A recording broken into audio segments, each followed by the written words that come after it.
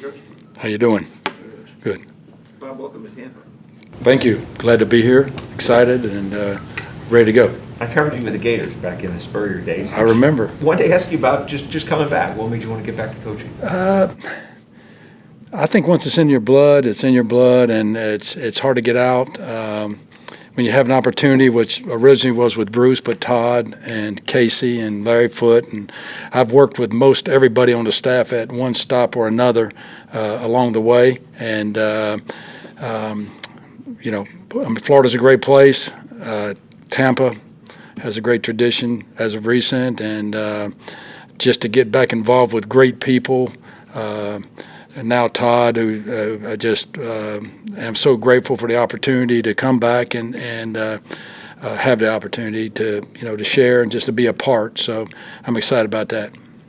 You inherit one of the league's better pass rushers, a two-time Pro Bowler, Shaq Barrett. What do you see on him from tape, and how can he improve heading into another year at Tampa? He definitely is an excellent player. I think, as important, he's a great person too. He has a great work ethic. He's coachable. He's in the room. He's listening.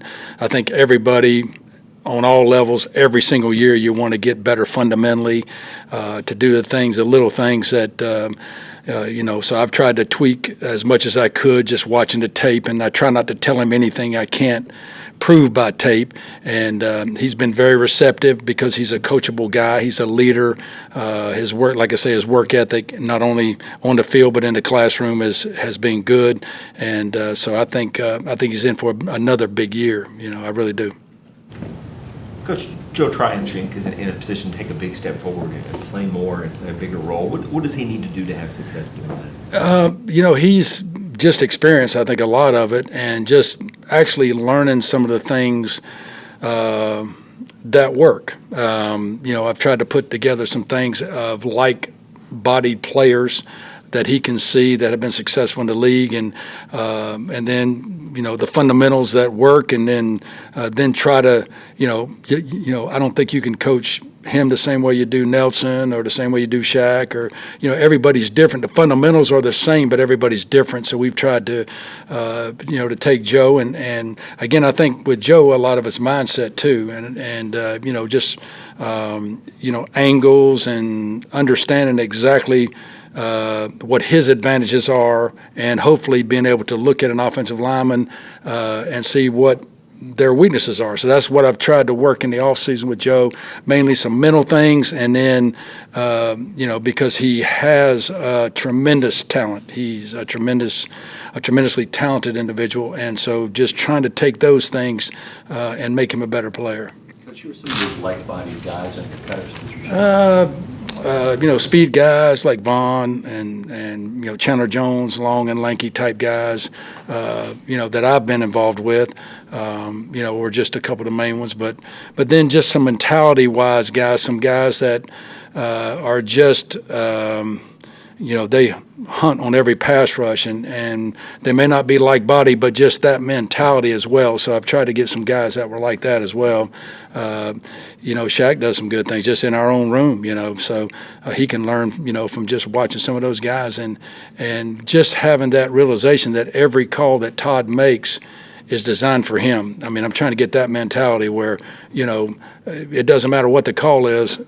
I have a job to do, and if I execute my job correctly, then I might have a chance to make the play. And that's how we're trying to approach every single call, and just to get that mindset that it's not over till the whistle blows, and to play every down as fast and hard as we can. Not that they didn't. I'm just, that's what we're trying to emphasize. They loved his versatility, and they needed it last year. At some points, he was even playing like inside or Mike linebacker, right? But for a guy young like that, doesn't it help him if he can just be in one position and learn that? Really, the more you do, the more valuable you are. And so, and the more gifted you are, the more things you ought to do. And he's a very gifted athlete, and the things they had him do were warranted because of what he did and what he could do. Again, it comes back to those fundamentals. They're the same whether you line up here. If he's a spy, just understand and don't follow your own color jersey. Don't overcommit too soon because he has enough speed to run those guys down. Just the experience of doing the things. I don't think they asked him to do anything that he was not capable of doing or that was too much for him. It's just a matter of him just getting that experience and seeing the things over and over and over again, and then approaching things with a mentality, that I'm going to make the play. I'm not waiting on anybody else. I'm making a play, and he's a talented enough guy to do that. He's, extremely quick. We've been working and talking about his pad level, playing at a good pad level, which is going to produce more leverage because he's a lankier guy, but he's long, and so you need that leverage. Even though you're long, you still need leverage, because he may not be a bulky, strong guy like another guy, So there are enough guys that do it at a high level like him, so the expectation for him is to take that next step, and I think he will. I really do. Joe had 4 sacks last year. He probably missed 4 or 5 more. Right. Is that due to, you mentioned ankles before, is it the angles and the fact that he is fast and he feels like he can track guys down if you want the right angle? You know what? I think it comes down to fundamentals. In fact, I just watched that. I had put together a tape of the missed sacks that the Tampa Bay Bucs had, not just Joe or anybody. And Joe, like you say, was on a couple of them. And I think the realization of, hey, if I get my fundamentals down, if I understand where the quarterback's going to go when these things happen. In fact, today our emphasis was when the pass rush doesn't work, I showed them sacks, how, just staying busy and staying physical and, and coming after the quarterback. You still, because every pass rush is not going to work. A guy gets 20 sacks, he may rush the pass rush 600 times, So, you got to keep doing the same things over and over. You can't get tired of doing the right thing. You got to continue to come after the quarterback all the time. And then there's some things in the run game, I think that we can help him with that, we've been working on too. Of course, we can't really do a whole lot, but just fundamentals and walk through type stuff and talking about them and trying to ingrain some habits, some good habits. Just like I say, you wake up every morning, you brush your teeth. That's a good habit. Well, these are some good habits you got to have as an outside linebacker. And I think once he kind of gets all that down with his experience and everything, I think it's really going to help him. How many sacks did you guys miss last year? I don't remember the exact number on the tape. But if it was close, I went ahead and put it on there because they could see how close we are to even. And some of them, the ball came out, but we were close. So, what I always tell the guys, hey, I'm trying to find you that thousandth of a second. That's what I'm trying to find you. Whether it be in your stance, your start, your footwork, whatever it may be, I'm just trying to find you whatever that time frame is to get you home. And so is it, can we come tighter? Is our angle, can we be tighter? Can we flip our hips? Can we come lower? Can we, it may be a slow start, whatever it may be, when we evaluate those, we look at, okay, what could we have done different? Is there anything we could do to help ourselves? And Joe and all those guys in the room have done a good job. I always say, hey, help me to help you, where do you feel weak? So there's good communication with those guys. And like I say, they've all been very receptive. The young guys, you might not have even met them yet, but you got a 7th-round draft pick. You have 2, I think, undrafted rookies. Anything that's popped up from those guys? I don't know a whole lot about them other than what I could see on tape, but certainly, everybody that comes in our room, we coach the same. I'm gonna coach those guys the same as I do Shaq or anybody else to give them the opportunity. They played at a high level. The guys played at a high level. All those guys played at a high level, and have some talent. So, I hesitate to really say something I don't know because I don't like to be, and me, I'm always try to be honest. I don't really know that much about them yet. If you ask me after rookie minicamp, I'll have a lot more to say about it, I'm sure. Coach, you can't coach size, you can't coach speed. What do you do to compensate for those guys in your room that aren't that big or aren't that fast? Well, the fundamentals, I think,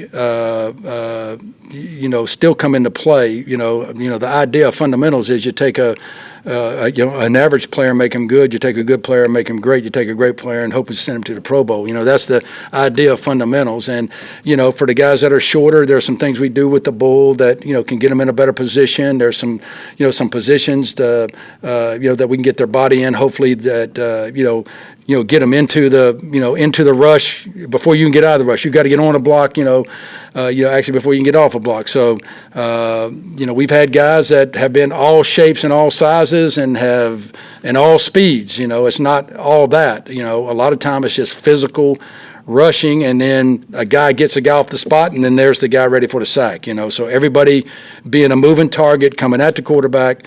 So I think to answer your question, I think it's mainly the fundamentals, and like I say, we go through those and we write them on the boards. These things work. Okay, these things are good for everybody. Okay, now let's tailor make.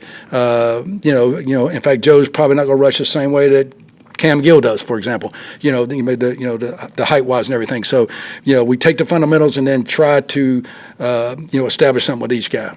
Speaking of Cam Gill, what have you seen out of him? A guy like Elijah Ponder? Those guys are, like the other guys in the room, they're hard workers. They've been receptive. Cam does some good things, he's physical, he loves the game, and, like I say, there's some things I think we can clean up on him. I think, he's seen, hey, if we did this, we're in a better position. So as we evaluated the film, as I made cut-ups on each of the guys, in fact, what we do sometimes is I'll put his tape I made for him and let the other guys coach him a little bit with me, and to try to get everybody to, hey, these are the things that work. Hey, here's how we can help you. Here's some things you can do. So he's been, he and Elijah both have been the same. Like I said, it's a great room, and it might be one of the better rooms I've ever had. So I'm just excited to have the opportunity, and very appreciative to Todd and Jason and the whole Tampa Bay organization for allowing me to come and to have a chance to work with them. Coach, when you're talking about a pass rush, what's the most important thing? Not to let that tackle get your hands on him?